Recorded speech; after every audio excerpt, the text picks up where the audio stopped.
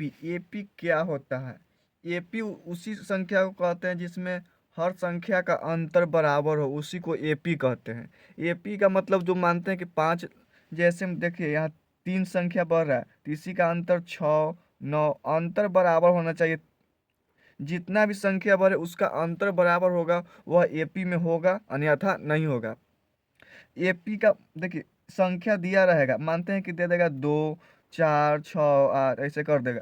ये जो दिया गया जो अंतर बराबर रहता है उसको सार अंतर कहते हैं, और जो अंतर बराबर रहता है वो एपी में होता है। तो अंतर बराबर है तो उसको क्या कहेंगे? एपी में है।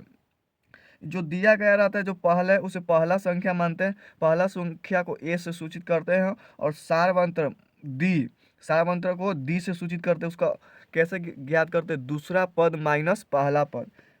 पहला पद इक्वेशन है कि ए पी 10 7 4 का तीसरा पद ज्ञात करें।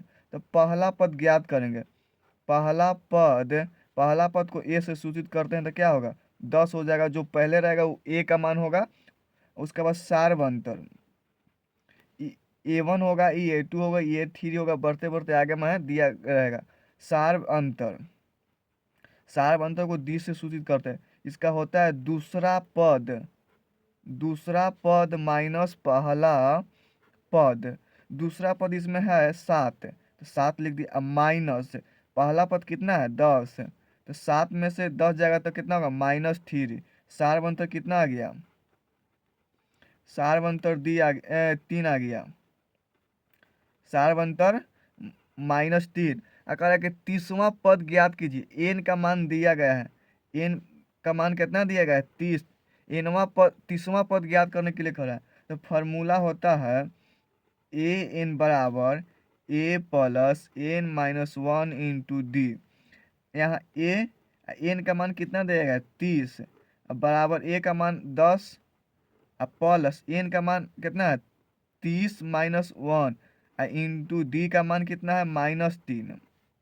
उसके बाद देखिए 10 30 में से एक जाएगा तो 29 गुना -3। उसके बाद 10 प्लस ये कितना हो जाएगा? 87 -87। तो 10 -87 घटेगा तो -77 हो जाएगा। यही आंसर। ऑप्शन कौन सा है? Option number C. अगला क्वेश्चन है -3 1/2 माइनस में 2 का 11वां पद ज्ञात कीजिए। तो पहला पद कैसे ज्ञात करते हैं? तो पहला पद ए बराबर दिया गया जो संख्या रहता है उसी को पहला पद मानते हैं। और सार्वंतर, सार्वंतर को दी से सूचित करते हैं। दूसरा पद माइनस पहला पद। दूसरा पद कितना है? दूसरा पद -1/2। माइनस ये फार्मूला से, एक माइनस ये है तो माइनस माइनस प्लस 3। एलसीएम कितना होगा? 2। -1 + 6 बराबर 5/। डी का मान कितना आ गया? 5/2। अब कह रहा है कि 11वां पद, तो एन का मान दिया गया 11 और ए एन का मान ज्ञात करेंगे। तो a plus n minus 1 into d. A n का मान कितना है? 11। ए का मान हम लोग को पता है -3 प्लस एन का मान 11 माइनस 1, डी का मान 5/2।